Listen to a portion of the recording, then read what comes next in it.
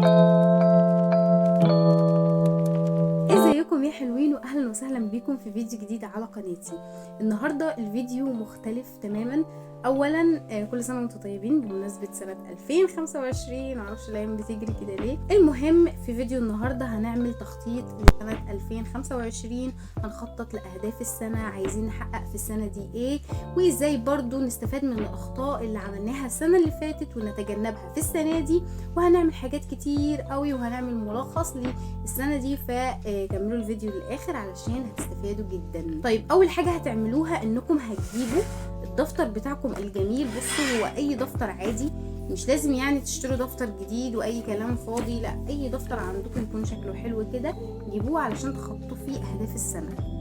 طيب يا حلوين، اول حاجه هنعملها في دفترنا الجميل علشان يفتح نفسنا على السنه كده، ان احنا نرسم اي حاجه كده، اي دايره على شكل سما، اي حاجه تكون شكلها كيوت كده. فده اللي انا عملته، رسمت السما دي وبعد كده كتبت فيها اللي هو ويلكم 2025، وظبطت بقى الدفتر كامل ورسمت بقى فيه قلوب ونجوم، وخليت بقى شكله كده يفتح النفس على السنه، اللي هو ايه يعني، حاجه كده تفتح نفسك على السنه، حاجه كيوت يعني بالمعنى الاصح، يعني مش حاجه كده تقفل نفسك.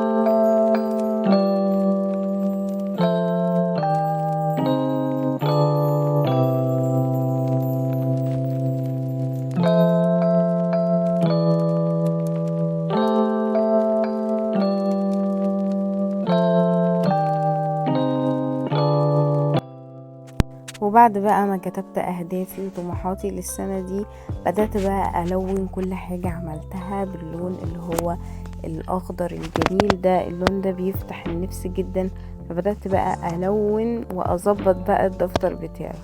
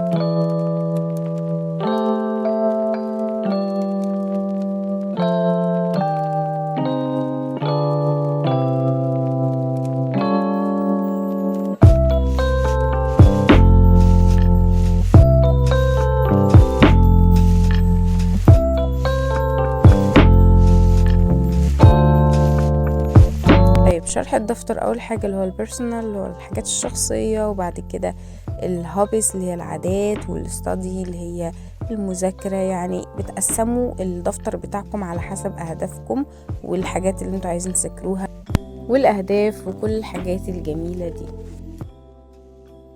وبكده يا حلوين نكون خططنا للسنة الجديدة، يا رب تكون سنة سعيدة علينا كلنا يا رب. ده التخطيط اللي انا عملته الحلو ده. فلو عجبكم الفيديو متنسوش تعملوا لايك، سبسكرايب للقناة عشان توصلكم كل الفيديوهات الجديدة، واشوفكم في فيديو جديد يا حلوين، وانيا.